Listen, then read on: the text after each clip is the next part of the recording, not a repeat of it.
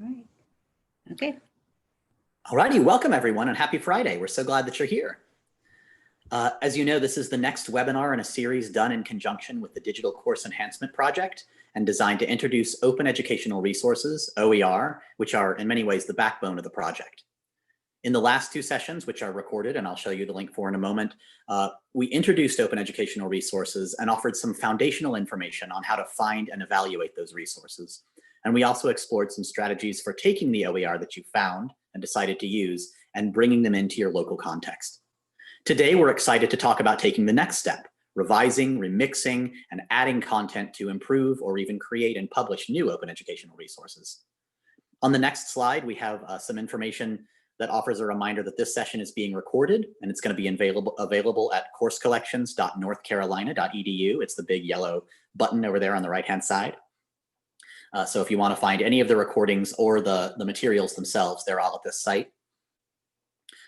So to guide this discussion today on copyright, remixing, and publishing OER, we're so excited to have two leaders in the field.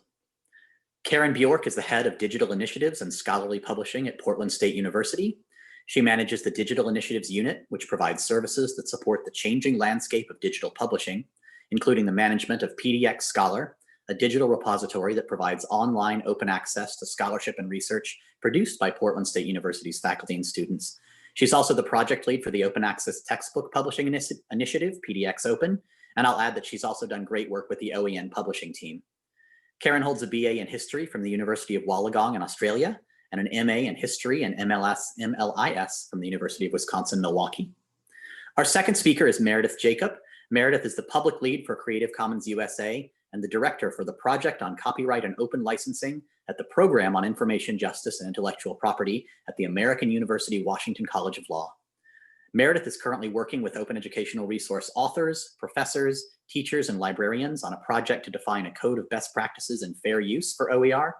Her work includes research and advocacy on open access to federally funded research, flexible limitations and exceptions to copyright, and the public interest in intellectual property law. We couldn't ask for a better set of speakers than Karen and Meredith, and I can't wait to hear from them about these topics. So without further ado, I'll turn it over to Karen.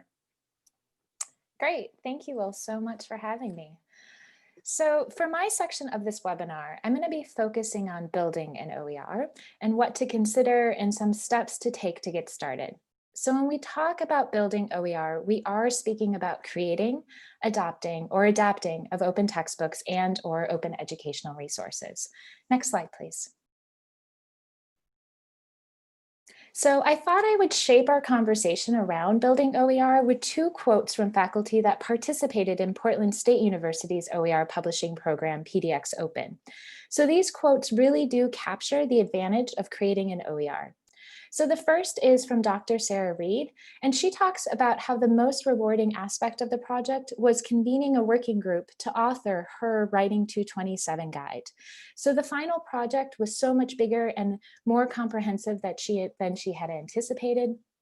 And it also has proven to be a really useful platform for her to be able to talk about OER adoption and adaptation in technical writing to stakeholders beyond PSU.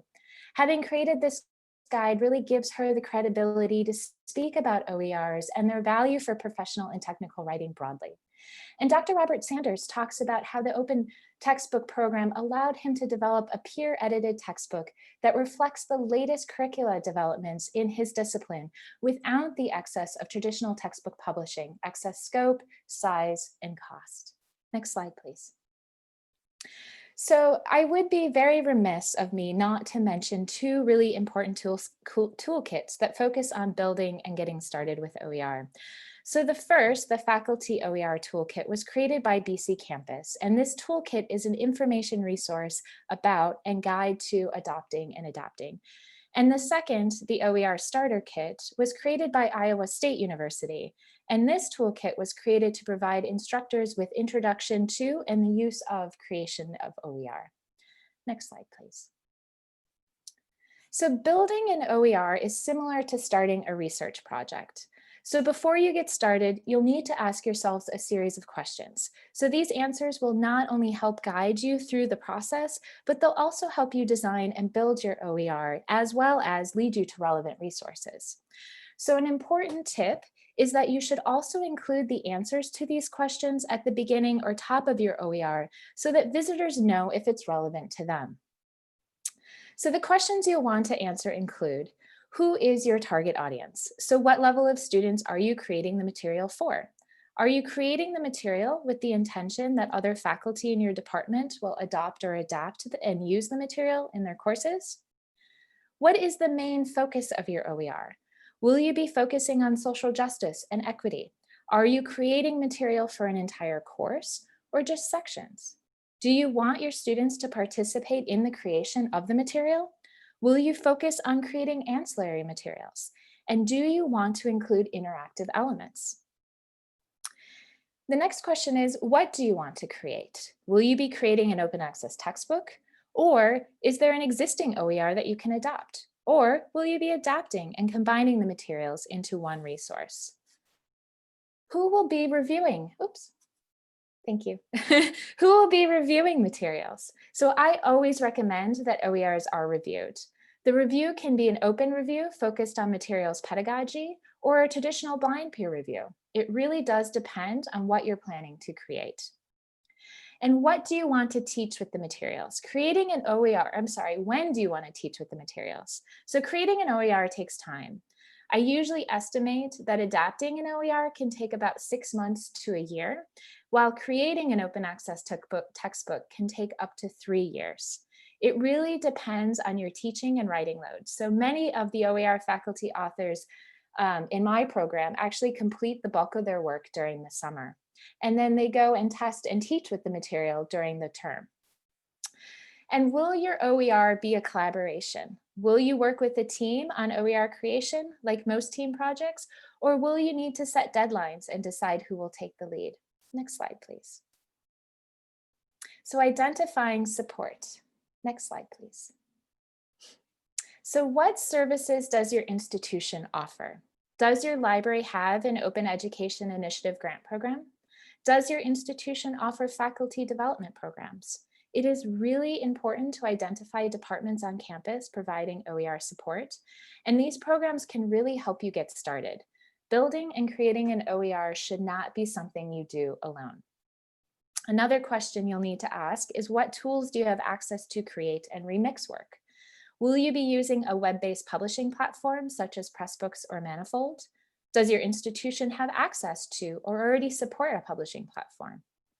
Will you work with instructional designers at your institution and utilize the learning management system, or use Google Docs? There are, of course, many other platforms that you can use, but it is important to review the platforms and work out which one will meet your needs before you get started on a project. When your OER is ready, will you host the content in a repository? Can you publish your materials in an LMS? Or will you utilize OER Commons or somewhere else on the web? And like platforms, reviewing and deciding where you will publish your material will shape what an OER project looks like. So I just want to point out that the image on the slide is actually a page from an open access textbook that was published by Portland State University. The textbook is focused on science fiction, and it is designed for the intermediate and advanced French course. I just think it's such a cool page that I just really want to highlight, the advantages of being able to create is really making content so unique to your students. Next slide, please. So gathering resources. I know that gathering resources has been covered in past webinars, but I just really want to recap. So your approach to gathering resources is similar to any research project. You want to identify keywords in your subject area. Starting with a general term will bring up a lot of resources to get you started. And compile a list of available OERs and evaluate those resources. Next slide, please. So the Open Textbook Library is a really good place to get started. It is hosted by the University of Minnesota. It's a repository of 806 books. 67% of those books are actually reviewed by faculty, and it only includes completed textbooks for a use in quarter or semester system. So the image there on the slide is one of our open access textbooks called EMPO Word. And as you can see from the image, The open textbook library includes a table of contents about the book, also what Creative Commons license, as well as formats that the book is available in. But really key to this is the reviews. So EmpoWord, for example, has had 17 reviews. And as you slide through the screen, you'll actually be able to read all of those reviews. So it really provides you as an author the opportunity to be able to analyze books even before you open and start digging into them. So it's a really great resource to kind of get started and to start locating material. Next slide, please. So another place to locate material is through Oasis. And this is done this was created through Sony Geneseo, and it is for openly available sources, and it's an integrated search. So it pulls content from 98 sources, and you can see from the image on my slide, just the type of materials that it's pulling from. So it's courses, modules, textbooks, podcasts. It's just such a nice range of items. And this Oasis actually provides you access to 388,000 records in total. So there's a lot of material out there, and a lot of it is really just about being able to narrow down and specifically what you're looking for. Next slide, please. So design.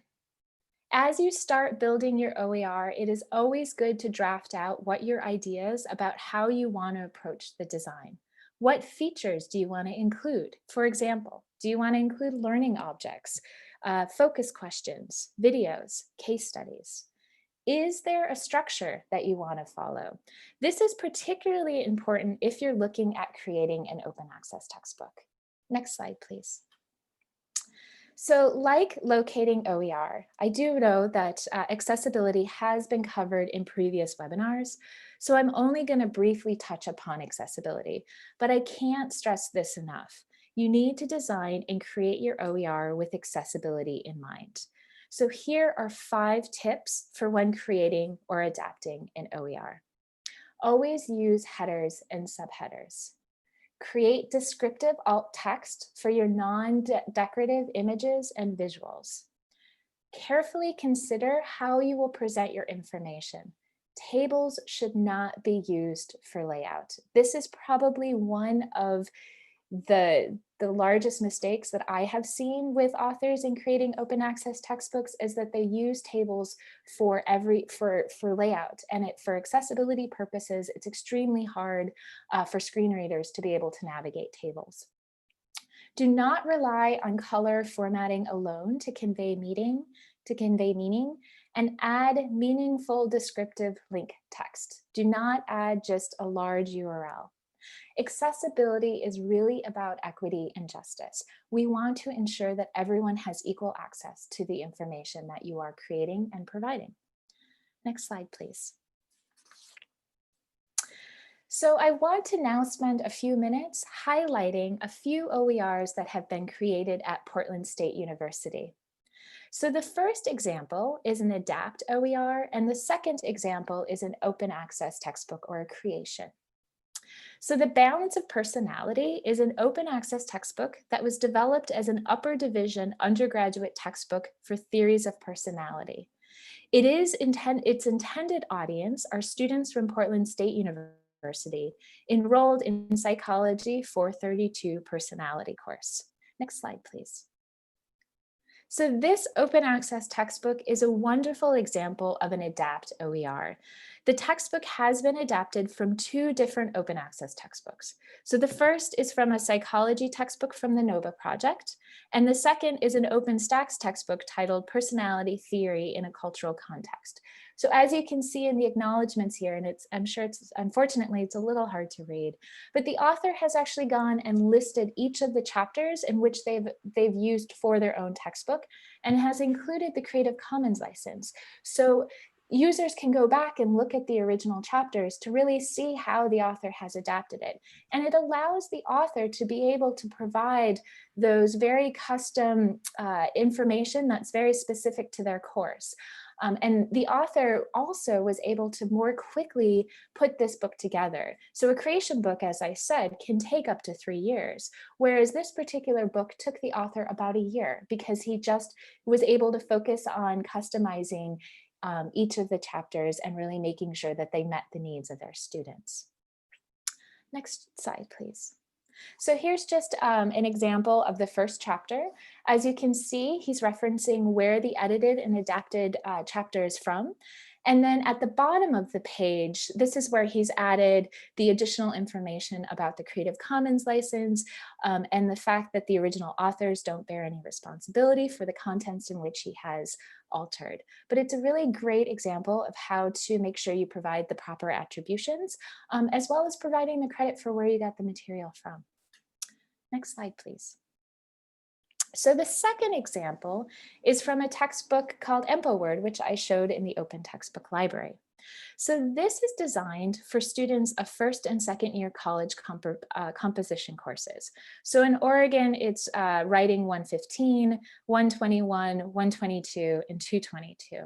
But it's also a really great tool for college prep students, more advanced writers, or independent learners.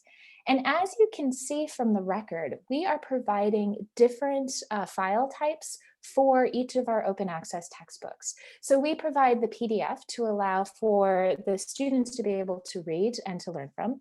But then if someone was interested in adopting or adapting this book, we also provide access to the Word document.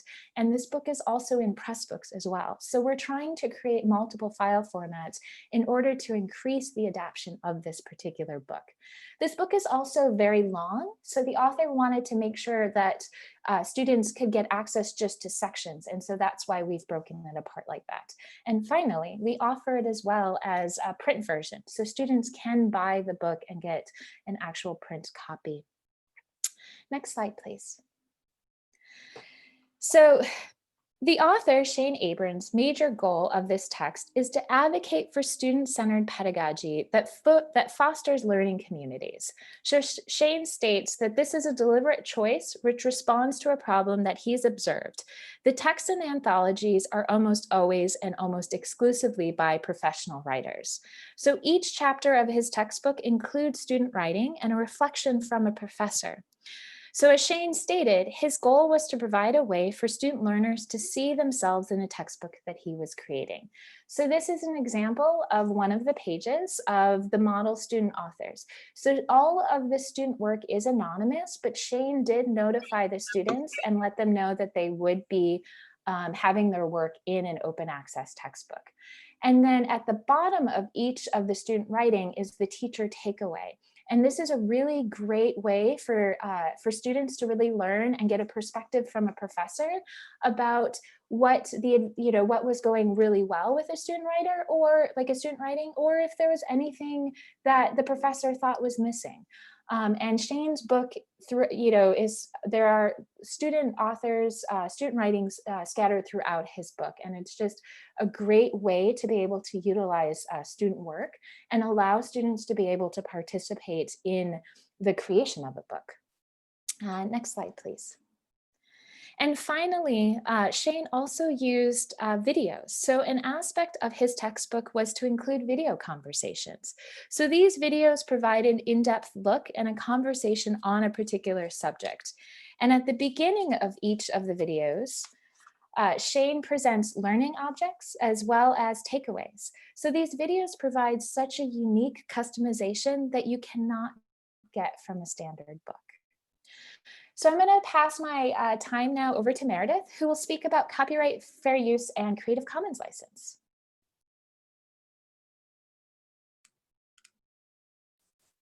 Hi, everybody. Thank you. So hopefully Karen has convinced you that there are lots of good reasons for you to create open educational resources and given you some of the sort of wayposts to think about your work there. And so now my job is to help you understand from a copyright and open licensing standpoint how to do that. I think the most important place to start is that creating a OER is not a closed book test, right? That when you sit down to create a new OER, whether it's about physics or history or politics, you're not going to do that in a vacuum. You're going to do it in ways that rely on existing knowledge. On the next slide, we have a sort of foundational point here, which is that in the academic world, we have sort of two different sets of rules about how to think about existing stuff that we're engaged with. One is the copyright system, and one is the system around around citation and plagiarism and the sort of ethics of how you cite and engage with existing work. And they really cover different things for different reasons. Copyright covers the specific expression of ideas and does so for the sort of commercial exploitation and publishing incentives in that system. It doesn't cover ideas themselves. It doesn't cover historical facts or data or methods or any of that. Whereas plagiarism is part of the sort of professional academic norms around citation and scholarship. And it can vary from field to field, and it can vary in formality of writing. The level of citation that's appropriate in informal or popular writing is really different than the type of citation standards in different disciplines. And even between disciplines, academic scholarship in law, for example, is highly citation dependent. You know, every sentence has a footnotes, whereas in other disciplines, you might have something where, you know, you have more of a sort of paragraph by paragraph citation. So it's important to separate those two. What and how you cite where ideas in your new textbook comes from should be governed by rules and norms around citation and plagiarism. And in that situation, people often default to the idea that when in doubt, put in a cite. You know, it's useful to sort of back up your scholarship and to explain how you've come to your conclusions. Copyright is really a separate field. When and how copyright controls what you do is about the use of copyrighted content, the expression itself.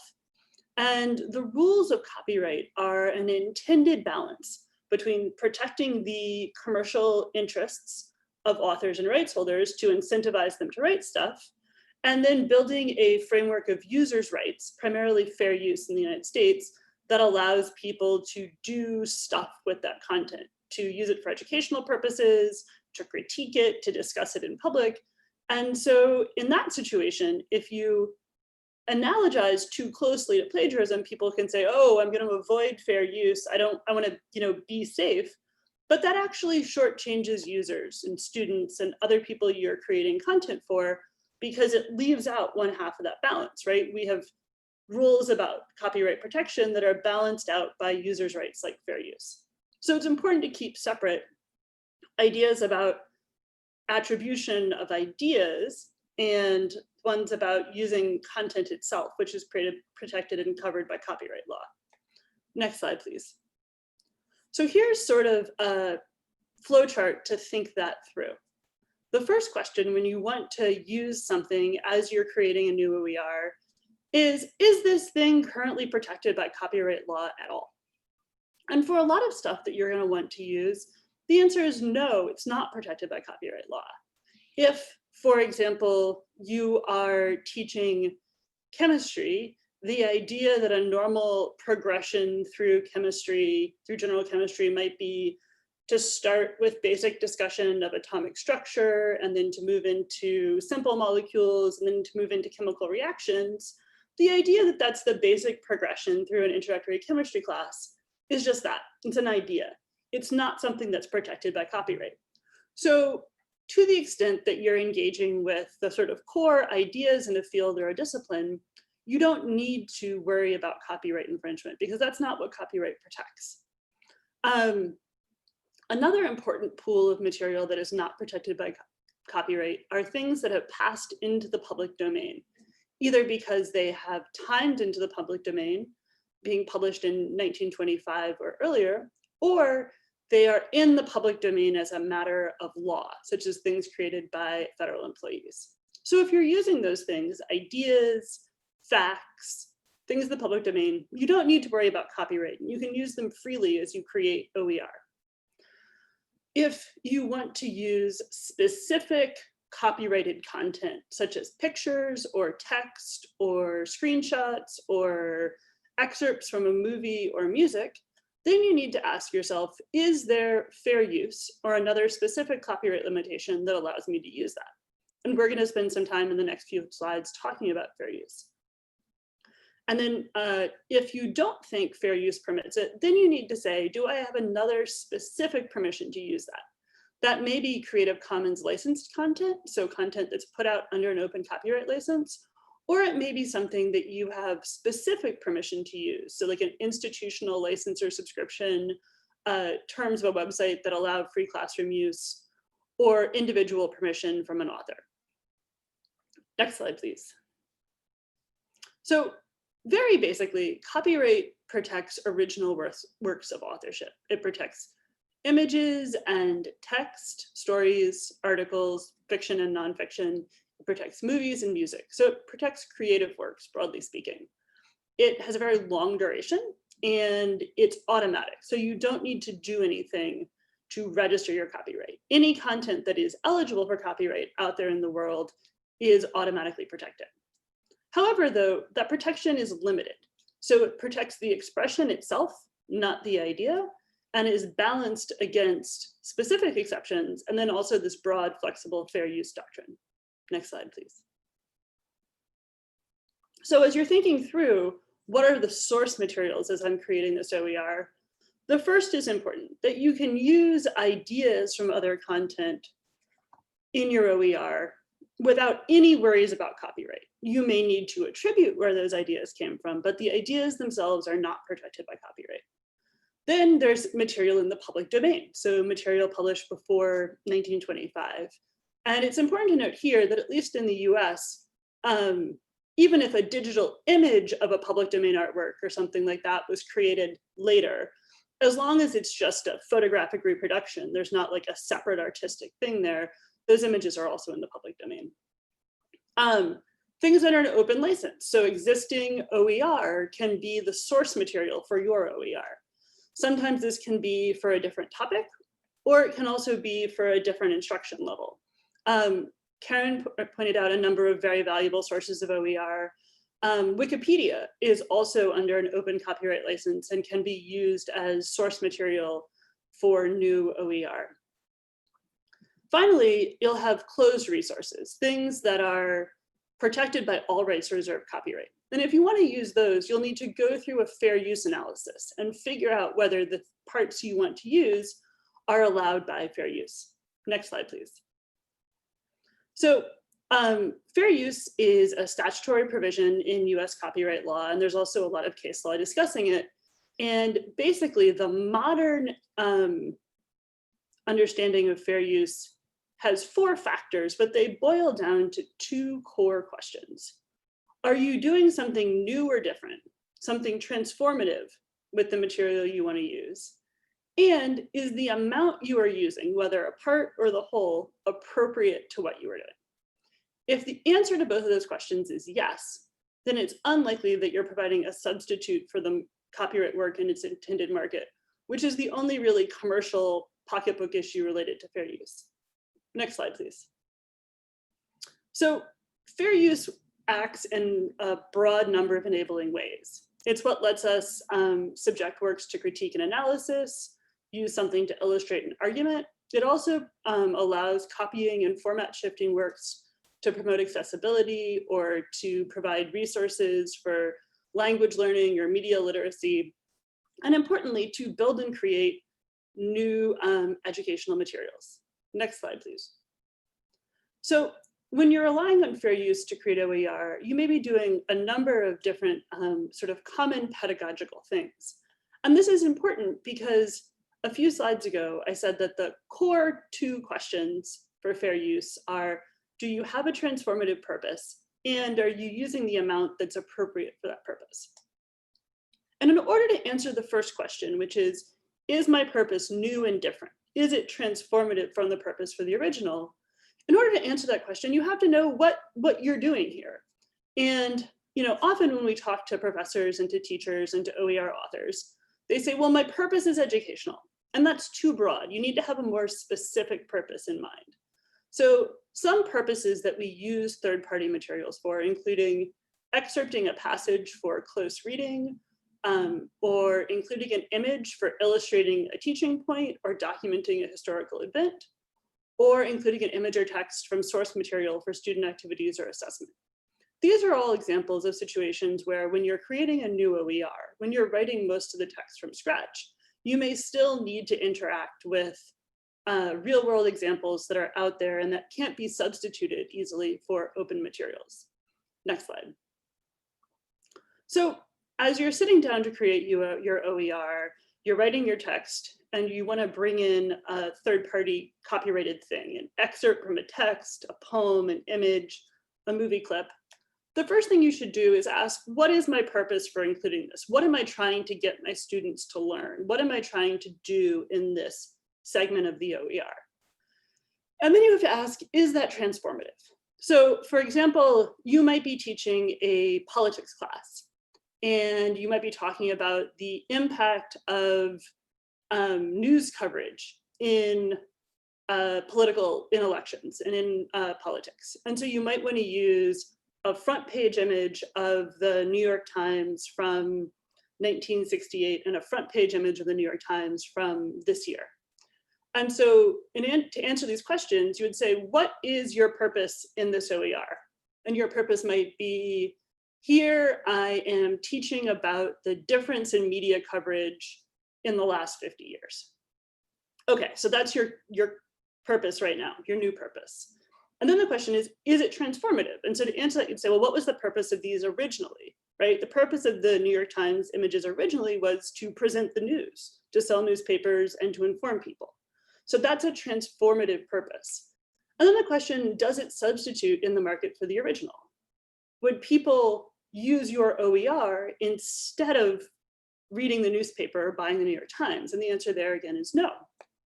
And so then once you've made that decision, when you include third-party material in your OER, it's important to identify what you've included under fair use and how it's excluded from the open license. So if you're going to put your open educational resource out under a Creative Commons attribution license, for example, those third-party materials need to be clearly marked because you can't give other people blanket permission to reuse them. What using the CC licenses say is, this is my work and I am giving people permission to the public. So you can still put a CC license on that OER. It's important that you do if you want people to be able to reuse it, but you need to also mark, I'm putting a CC license on this except where otherwise noted, and mark where third-party materials are included. Next slide, please. A few fair use caution flags for education would be, because you need to think about your transformative purpose, it's important to have a really substantive teaching purpose in mind. So generally speaking, you should avoid uses designed mainly to set a mood or grab attention, uses that are mostly decorative. If you want decorative images or clips or music, that's really when you should look for things that are already out under an open license. The second is to stick to uses that are proportionate to your educational purpose. So if you want students to read one part of an article, include that part, not the whole thing. That doesn't mean you can't use the entire one. Certainly for images, for example, the idea of only using a part of an image is usually sort of absurd, right? Like the image is the thing. And so fair use can allow you to use the whole, but you should see whether or not that's what you really should appropriately use for that purpose. And then the final note is to be, I think, a little cautious and sort of, you need to really dig deep in your examination when you're reusing commercial educational materials. One of the questions we often get is, can I use chapters from commercial textbooks in my new OER? And the answers to that will generally be no, that chapters of in-print commercial textbooks, there isn't a transformative use. If I'm using a chapter of a biology textbook, a current in-print biology textbook, to make my OER, that's not a transformative use. That's not to say you can never use commercial educational materials. Short quotes and illustrations may still be available, and it's important to think about purpose. So one thing, for example, you could imagine is, while you couldn't use a chapter of a psychology textbook to teach psychology, you could easily imagine using chapters of psychology textbooks from 1940, 1980, and 2020 to create something that's about the history of science or the history of psychology, where you're not using those chapters to teach the underlying thing, but you're using it to talk about how the way we've taught something has changed over time. Next slide, please. So fair use is really powerful. And I think sometimes that may make it sort of a big first step to starting to understand that. But it's important to know, I think, that it is a reliable, predictable part of the copyright system and is in fact used and relied on across the sort of commercial world. So journalists rely on fair use, software publishers rely on fair use, movies and commercial publishing houses do. You know, the entire search industry, Google search, relies on fair use. So fair use is out there a lot of the times, you know, The Daily Show, news programs that show clips of each other, but it's not explicitly acknowledged. And so it can be a sort of big jump to figure out how to integrate that responsibility into your own work. Next slide, please. So there are two important sort of pillars of how to build up understanding of fair use that allows you to go forward and make high quality OER. The two parts of that are to use the best practices in fair use that Will and I and others are developing right now. And I think the most fundamental is to build a team. If you're trying to create an OER, you know, it's not a closed book test in the sense that you can rely on existing stuff. It's also not a closed book test in the sense it's very hard to do 100% by yourself. As you have questions about how to teach something, about fair use, having a team of people, whether it's one partner at your school or a librarian or someone who works in your discipline at a different institution, having that partner to talk through questions about both content and copyright is really invaluable. Next slide. So we are coming out with a best practices in fair use for open educational resources. And what this is a community-based code of best practices that functions as a tool for thinking through these big buckets of repeated use cases that come up over and over again in teaching and learning. What it is not is a checklist or a percentage calculation or a top-down rule. There's a lot of rules of thumb floating around in library and education circles that you can use 10% or 5 pages or 2 paragraphs. And those rules aren't supported in the copyright law and they don't really generalize, but they're, you know, they're things that I think maybe made sense to one person in one project and then sort of get mythologized into being these rules, but they're not actually very useful. There are situations in which using the whole thing, a whole image, a whole poem is absolutely fair use. And there are situations in which using less than 10% might not be if you're using it for the exact same purpose and competing with the original. Next slide, please. So the big buckets of fair use eligible materials are generally direct objects of criticism and commentary as the first one. When you are talking about something, about a poem, about a passage from a larger text, about an image, and you are directly critiquing that or teaching your students to do that, those uses are one category that are often broadly available under fair use. Next slide. The second would be illustration. So this is something that's not quite as direct as critique, but where there is an illustration that you need to include for a teaching purpose. Here, the question you would ask yourself is, what is the significance of including this for a teaching purpose? And that could be either the specific image, a specific photograph, or it could be one of a set of photographs or quotations that illustrates a specific subject. So for example, you might not need one specific photograph of a historical event, but you might need one of a set. Here, it's important to reference back the difference between an illustration that has a specific teaching purpose and things that are broadly decorative. The latter category, you should look for openly licensed alternatives. Next slide, please. A third broad category of fair use eligible materials are resource materials that are used as a substrate for teaching itself. So this might be foreign language text for language learning, images used as sort of paper experiments in science disciplines, source materials in journalism and media. And here students engage with the materials for the purposes of building mastery as opposed to their original informational purposes. And then finally, on the next slide, we have engaging with content from other educational materials. And this is an area where caution is important, but where there are some big permissions that are available to teachers. One is to remember you can always use the ideas rather than the expression from other teaching materials, and that there is an expanded ability to repurpose materials for out of print or orphan works, where the original is not commercially available. It's much harder for there to be market harm.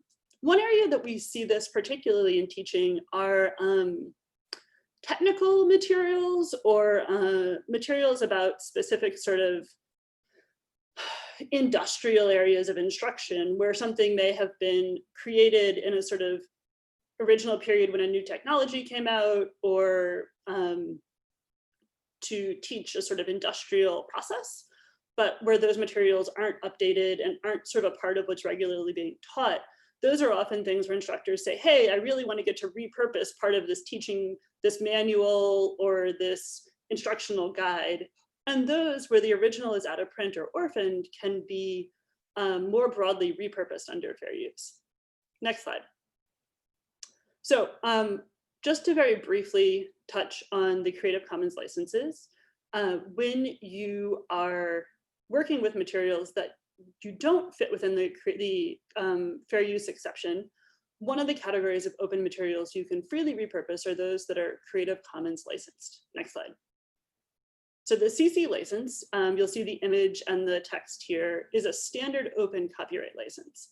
And for OER authors, it's important to understand how it affects you as an author and also how it affects you as a user of existing materials. Next slide. So an open license is a copyright license that works within the copyright system. The author still holds the copyright to the work, but unlike a traditional license that's one-to-one, a Creative Commons license is from one person to the whole public. And the Creative Commons licenses, importantly, are standardized. So when you as an author use them, you don't change them, you use the standard license agreement. And that means that you, as a user, know that if you see the license type, you don't have to read into the fine print. A Creative Commons attribution license means the same thing every time you see it. Next slide, please. So, sorry, I actually covered this one, next one too. So these licenses are important because they give you the full ability to reuse materials without reaching into the questions about fair use. So you don't need to think about whether your use is transformative or whether you're using the appropriate amount. You can do this whole set of things: retain, revise, remix, reuse, and redistribute without having to reach copyright questions. Next slide. Questions? That's it. Sorry, I thought we'd one more, but we didn't. Thanks all. Yeah, thank you, Meredith and Karen. That was really, really helpful. So if you have questions, feel free to unmute and ask them directly or to type into the chat. And I know there's often this awkward pause while people formulate their question and open up their chat bar and everything. So I'll start with one that, Meredith, I know we've gotten a fair amount, which is, we spent a lot of time talking about fair use, but for some people, there's often a sense that I'll just link out to it. I don't need to wrestle with copying anything or whatever else. I'll just link out to a resource. Can you talk about sort of how to think about that practice of linking and what challenges might exist there? Sure. Where to start? So I think linking is often seen as a low risk way to not have to dig into the fair use question, right? You're like, I think this might be fair use, but I'll just link. And the problem with that, I think, is that it imposes a couple of different burdens on students in unpredictable and unequal ways. So one sort of threshold problem with linking is that stuff doesn't always stay up, right? Link rot is real, and once you've linked to it, it's not, there's no guarantee it'll be there forever. But actually, I think more importantly than that is that linking doesn't provide all your students with an equal experience. So students who have disabilities, I think most importantly, are not guaranteed access to those linked materials. They might not be in an accessible format. they might not be compatible with the specific technology or accommodation that that student is using. And I think worrisomely, sometimes people are sort of like, that's okay, it's only a supplementary resource, but you really have often a legal, but certainly an ethical responsibility to make sure that your students with disabilities have the same access to the full set of teaching materials. And then I think there's this whole second group of students who may not have a diagnosed disability, but for whom the link out is a disadvantage. So it requires a certain degree of attention and focus to not get distracted by other stuff on that page, whether it's ads or other content, and to sort of steer yourself back. And then also for students who don't have high quality, reliable internet, requiring you to go out and watch a video might not load, or you can't download stuff for offline use. And so I would encourage people to sort of be brave and to do the work of understanding fair use and rely on it.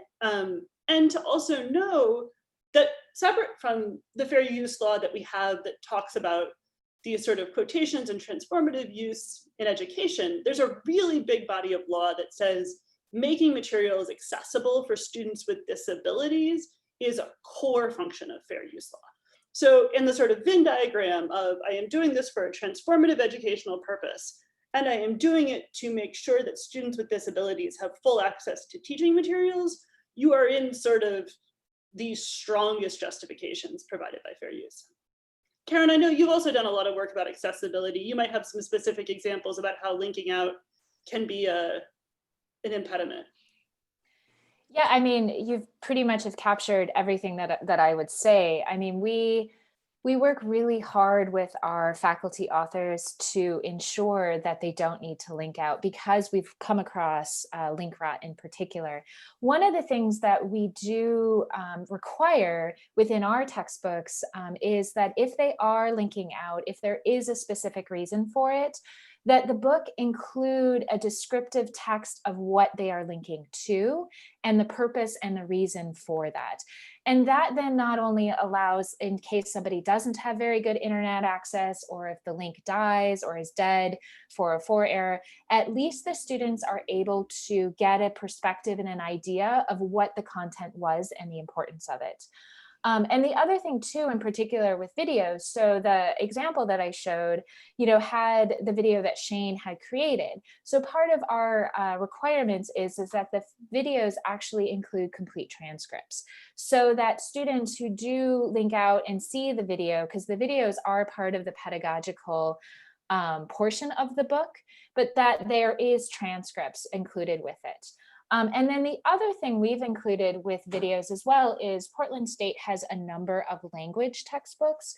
And so several of the videos include conversations with the teacher as well as with students. And so we've made sure that within the textbook that there's a level of a transcription, let it be in the language in which is being taught, but there is a transcription of the video and the conversation that was occurring. So we are trying to make sure that that students with disabilities, or students with who may not have a very good internet access at the time, can still get the same learning experience as those who are able to link out to the videos or link out to the material.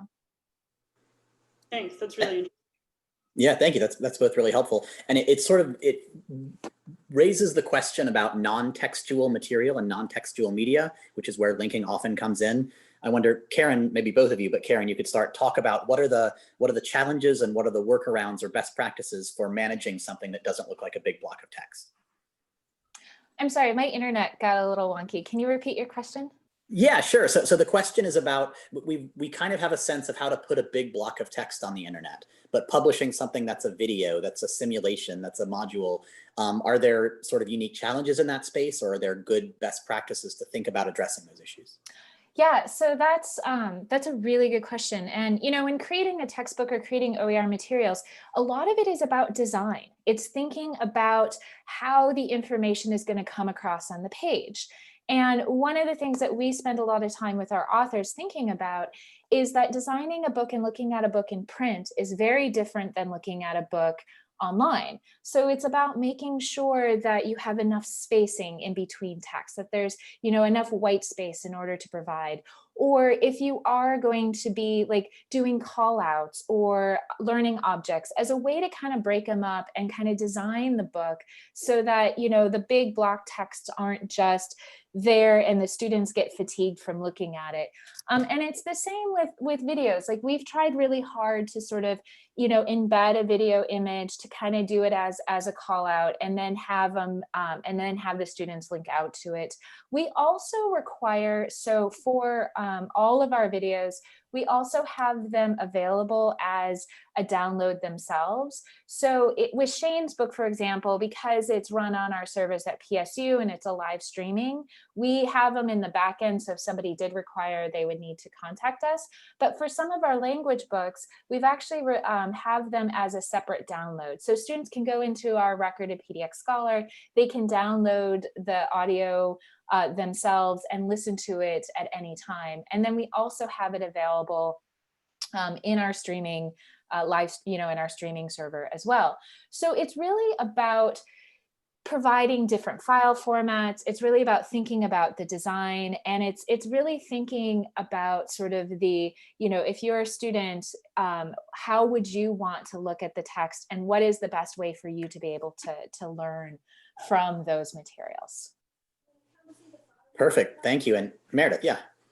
I would just add, I think everything Karen said was really useful. And sometimes on the fair use side, people have a different intuition about fair use for music or videos than fair use for text. And I think that can be because we, you know, have these sort of automated enforcement systems like YouTube Content ID, and they're sort of the, you know, propaganda from the MPAA and the RIAA that's sort of, you know, very aggressive. But, you know, from a legal standpoint, something like a paragraph quotation from a text is not legally substantively different than using an excerpt from a video or an excerpt from a song, that these are all quotations, right? And so it's important to remember that fair use is just as available to you for music and video. And in fact, maybe more important to make sure that when you do use music or video, that you can provide alt text and transcripts and things like, you know, local copies that make it accessible to all your students. It is important to think about, you know, am I using the appropriate amount? That question is always there, and it's easier to cut and paste part of a text. And so like you do have to do the technical work of saying, do I want the whole movie? Do I want the clip? How do I make a movie clip? So you have to do that work, but the law is similar from, or the same from text to music to video. Thank you, that's really helpful. Any other questions? We only have a couple minutes left, so this is maybe your last chance to ask that question.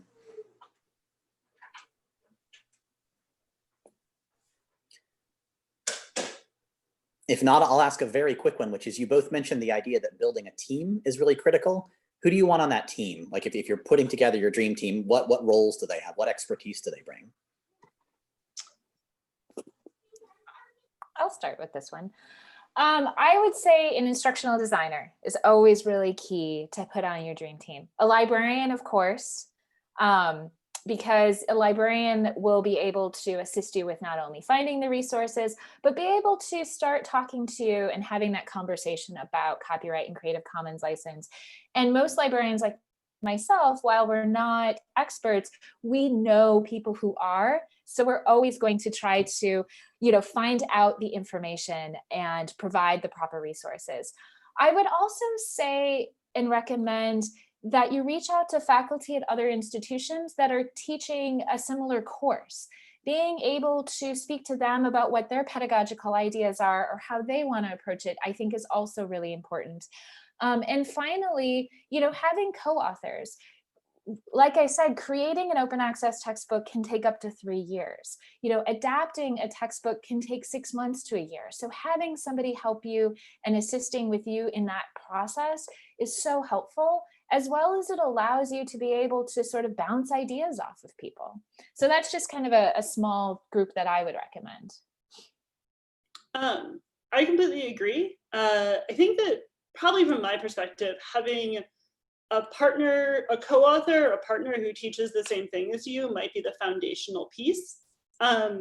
Because I think one of the big barriers to creating OER can just be like the confidence of taking a deep breath and putting it out sort of fully in public.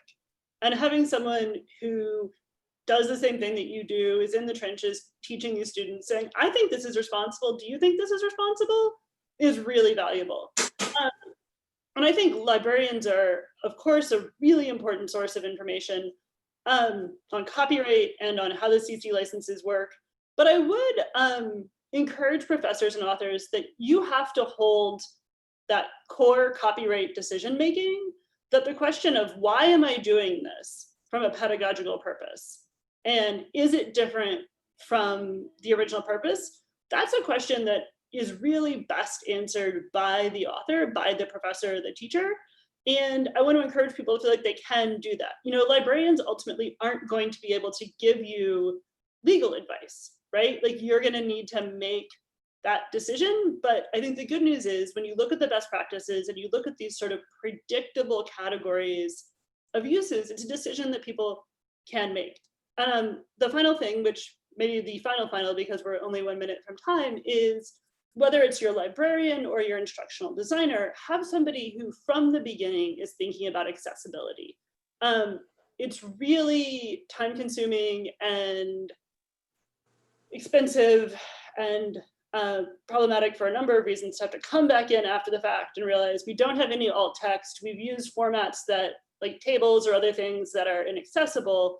And so from the beginning, it's so much easier to start with an accessible template and with an accessible, like a workflow that produces an accessible product than to try to come in and clean that up after the fact. Thank you, really good points. And yeah, I do want to be respectful of everybody's time. So first, thank you both. This was really enlightening and inspiring, and I hope empowering for folks as well. Next week, we're going to be talking about open-enabled pedagogy. And then you can see from there accessibility and then inclusivity as well. Thank you all again for joining us today. Thank you, Meredith and Karen, for leading this great discussion. I'm going to let everybody go because I know you either skipped lunch or have been quietly eating lunch in the background. So either way, thank you for joining us today. If you have more questions, send them along. Look for the slides and the recording next week. This has been a lot of fun. Thanks, everybody. Thank you so much for having us.